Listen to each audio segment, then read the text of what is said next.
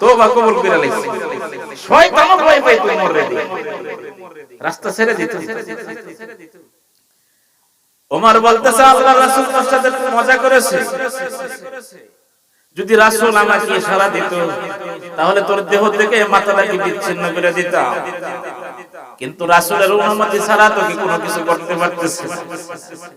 আল্লাহর রাসূল বললেন ঠিক আছে, প্রতিশোধ নাও, কিয়ামতের দিন যাতে আমার আল্লাহ তাআলার দরবারে কোনো জবাবদিহি না করা লাগে, প্রতিশোধ নিব, লাঠি দেন। সাহাবীর মনে মনে কথা হলো, যে লাঠিটার যে জায়গায় আপনি হাত দিয়ে ধরছেন, আমার হাতটা যদি ওই জায়গায় পড়ে যায়, আমার জীবনের কোনো আমল যদি আল্লাহ তাআলার দরবারে কবুল না হয়, এই আমলের উসিলায় আমি জান্নাত পেয়ে যাব। এটা হলো মনের আশা, মনের তামান্না। এই সাহাবী লাঠি দিলেন, লাঠি দেওয়ার পরে আল্লাহর রাসূলকে বললেন ইয়া রাসূলুল্লাহ, আপনি যখন আমার গায়ে গোতা দিয়েছেন, খোঁচা দিয়েছেন, আমার শরীরে কোনো কাপড় ছিল না, আপনার শরীরে তো কাপড় আছে, আপনার পিঠের কাপড়টা সরান। সাহাবীর মনে মনে ইচ্ছা হলো, নবী আলাইহিস সালামের মোহরে নবুয়তের কথা শুনেছি, কিন্তু কোনদিন দেখি নাই, কোনদিন মোহরে নবুয়তের ভিতরে হাত লাগাইতে পারি নাই। এটা সাহাবীর মনে মনে তামান্না। নবীজি যখন গায়ের চাদরটা সরাইলেন, সরানোর পরে সাহাবী হাতের লাঠিটা নবীজির পায়ের কাছে রাখলেন, পায়ের কাছে রাইখা পিঠের দিক দিয়ে এসে নবী আলাইহিস সালামের মোহরে নবুয়তের ভিতরে লেখা ছিল লা ইলাহা ইল্লাল্লাহু মুহাম্মাদুর রাসূলুল্লাহ। এই দুই কাদের মাঝখানে এরকম একটা গোশতের টুকরা ছিল, ডিমের আকৃতির মতন। এই গোশতের টুকরার ভিতরে লেখা ছিল লা ইলাহা ইল্লাল্লাহু মুহাম্মাদুর রাসূলুল্লাহ। এই গোশতের টুকরার ভিতরে লেখা কালেমা, এটাকে মোহরে নবুয়ত বলা হয়।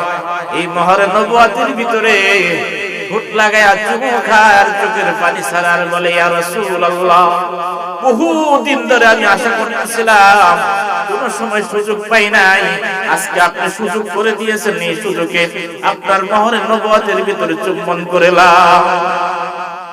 আমার জীবনের কোন আমল যদি আল্লাহ তাআলার দরবারে কবুল না হয়, আল্লাহ তাআলার দরবারে বলবো আল্লাহ এই আমলের উসিলায় আমার জিন্দেগীর সমস্ত গুনাহ মাফ করে দাও, ইতিম নবীর উম্মতের গুনাহগুলো মাফ করে দাও। নবীকে কত ভালোবাসতো। আব্দুল্লাহ আনসারী রাদিয়াল্লাহু তাআলা আনহুর বাড়িতে গেলেন। আব্দুল্লাহ আনসারী খুব খুশি। আব্দুল্লাহ আনসারীকে ডাক দিয়ে বলে, ও আব্দুল্লাহ, তুমি প্রতিদিন নামাজ পড়ার পরে সালামটা ফিরানোর সাথে সাথে তুমি চলে আসো কেন? আব্দুল্লাহ আনসারী ডাক দিয়ে বলেন, ইয়া রাসূলুল্লাহ, ইয়া হাবিবাল্লাহ, আমার মা বাবা আপনার উপরে কুরবান হোক, আমার সব কিছু আপনার উপরে কুরবান হোক, আমরা এত গরিব গো নবী, আমাদের ঘরের ভিতরে স্বামী স্ত্রীর ভিতরে দুইজনের মধ্যে মাত্র একটি মাত্র কাপড়, যখন নামাজের সময় হয় এই কাপড়টা স্ত্রী খুলে আমাকে দেয়, এটা পরে আমি মসজিদে নববী থেকে নামাজ পড়ে এই কাপড়টা আইসা কইলে আমি করতে দাঁড়ায় থেকে এই কাপড়টা খুলে আমার স্ত্রী এই কাপড়টা পরে নামাজ পড়ে। আব্দুল্লাহ আনসারী রাদিয়াল্লাহু তাআলা আনহুর কথা শোনার পর নবীজি চোখে পানি রাখতে পারলেন না, বৃষ্টির মতো চোখ থেকে পানির ফোঁটাগুলো পড়তেছে। নবী আলাইহিস সালামের চোখ থেকে বৃষ্টির মতো পানি পড়তেছে। নবী আলাইহিস সালাম ডাক দিয়ে বললেন, আব্দুল্লাহ চল মসজিদে চল।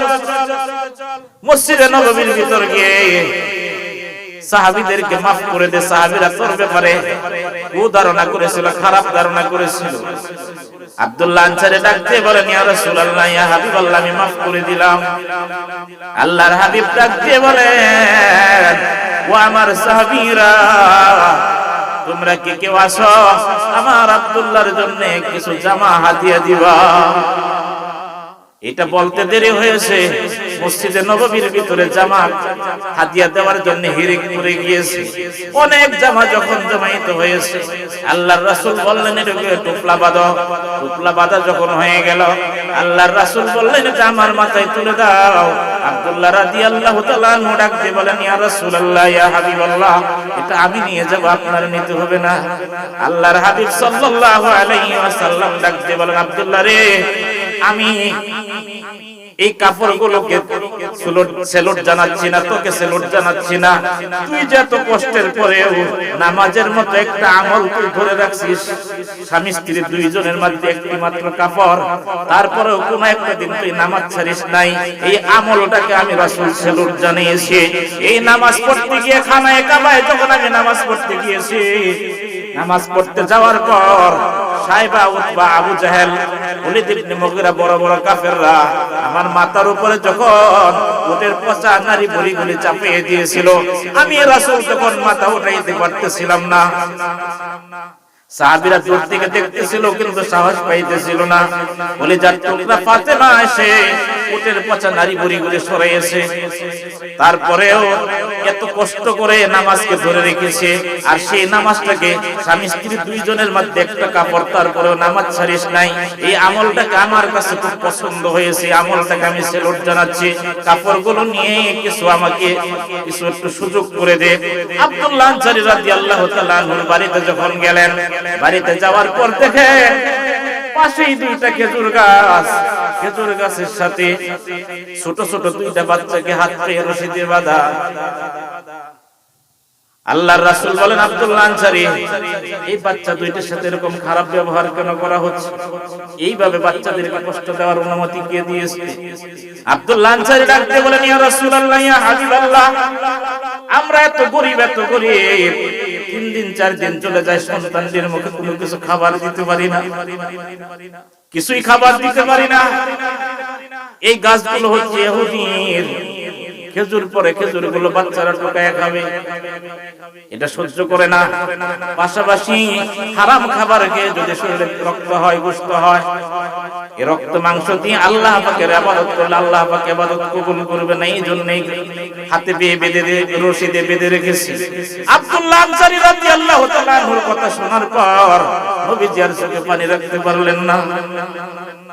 আবার মসজিদে নববী থেকে ঘোষণা দিলেন, তোমরা কি কেউ আছো আব্দুল্লাহর জন্য, আব্দুল্লাহর সন্তানের জন্য ইহুদির দুইটা খেজুর গাছ কিনে দিবা? আব্দুল্লাহর সন্তানের জন্য খেজুর গাছ কিনে দিবা? হযরত উসমান গনি রাদিয়াল্লাহু তাআলা আনহু ডাক দিয়ে বলেন, ইয়া রাসূলুল্লাহ, আমি কিনে দিব। ইহুদির কাছে প্রস্তাব দিয়েছে খেজুর গাছ দুইটা বিক্রি করো। ইহুদি সুযোগ পেয়ে বলতেছে, দুইটা খেজুর গাছের বিনিময়ে 60টা খেজুর গাছের মূল্য দিতে হবে। যদি ওমর এই কথা শুনে অবস্থাটা কি হইতো মনে করেন? উসমান গনি রাদিয়াল্লাহু তাআলা আনহু ডাক দিয়ে বলেন, ইহুদি, আমার কাছে দুইটা খেজুর গাছ কেন, 60টা খেজুর গাছ কেন চাইলে? তুই যদি দুইটা খেজুর গাছ বিক্রি করার জন্য আমার কলিজাটাও চাইতে, আমার জীবনটাও চাইতে, জীবনটা দিয়ে হলেও আমি খেজুর গাছ দুইটা আব্দুল্লাহর ছেলের জন্য কিনে দিতাম। এত ভালোবাসতেন, এত মহব্বত করতেন।